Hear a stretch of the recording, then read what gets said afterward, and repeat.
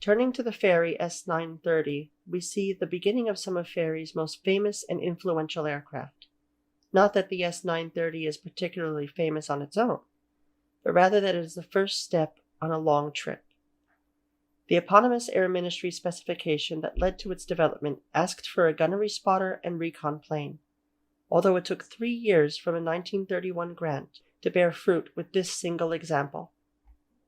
With shallow sweep and stagger to its foldable wings, it did not have the telltale flaps of other Fairey designs, but did have the sleek aerodynamic features that would be seen in the future. Only the top wing had ailerons and leading-edge slots, and the condensers for the steam-cooled V-12 Rolls-Royce Kestrel were in the center portion of the top wing. To overcome visibility challenges with a low-set wing, as in the pintail design and others, the pilot had cutouts in the wings near his cockpit, and the gunner had a deep and long cockpit in which he might move around. While the S.9 was fitted with interchangeable floats and landing gear, as were many Fairey designs, it was found to be easy to handle on the water and was mostly flown as a floatplane. In the air, the plane was maneuverable and stable, but slightly heavy in the controls. By 1934, the Royal Navy no longer asked for an aircraft to meet the role, and a new requirement was published, which combined the M130 torpedo bomber and S930 spotter reconnaissance specifications into the single S1533 specification.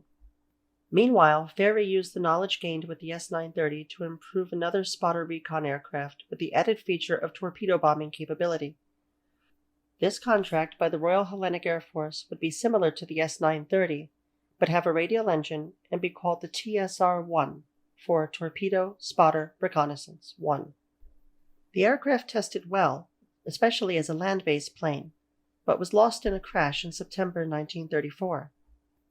By this time, the RAF had grown interested, and they supported an improved version called the TSR II, with improved balance and wing design, as well as the Bristol Pegasus 2M 635 horsepower motor. The unique rudder design was kept, while the cowling was enlarged, the wings swept back more, and the spats taken off the undercarriage.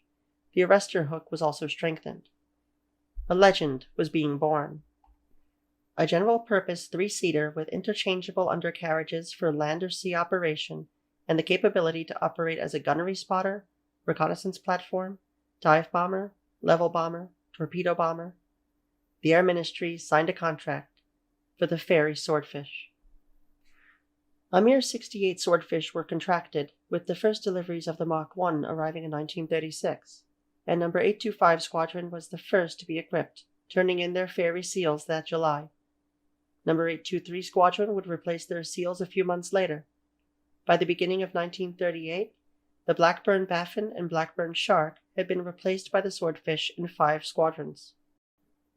13 squadrons were outfitted with the Swordfish when war broke out in 1939. By 1940, Fairey's production of the Swordfish was in full tilt, but she had other contracts to meet as well.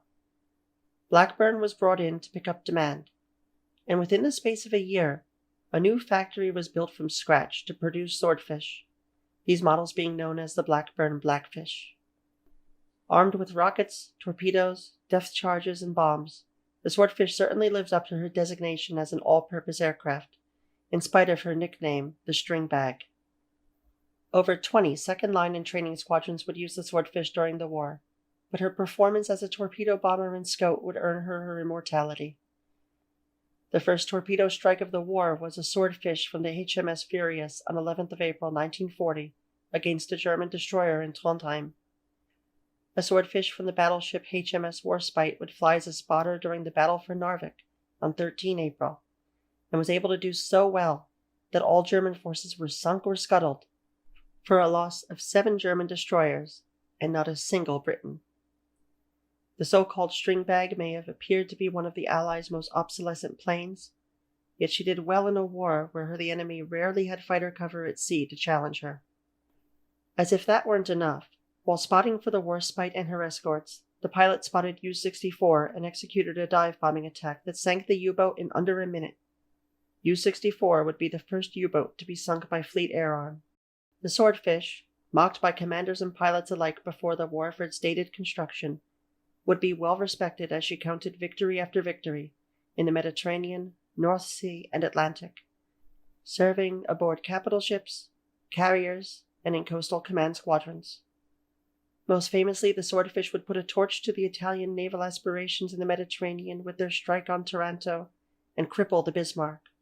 In one of the most famous naval engagements of the war, a torpedo from a Swordfish struck the Bismarck's rudder after the massive battleship's advanced anti-aircraft defenses found themselves unable to target an aircraft flying at speeds so slow at wave-top altitudes as few aircraft but the Swordfish could. The Mark II would enter service in 1943. In addition to a more powerful Pegasus 30 motor, the lower wing's undersurfaces were now metal and able to hold more rockets and launch them in greater safety. Likewise, the Mark III would also be manufactured with the Pegasus 30 and metal undersurfaces, but instead of a torpedo, it mounted an ASV Mark X radar radome between the landing gear. The final Swordfish produced would be NS-204, a Blackburn Mark III, completed on the 18th of August, 19.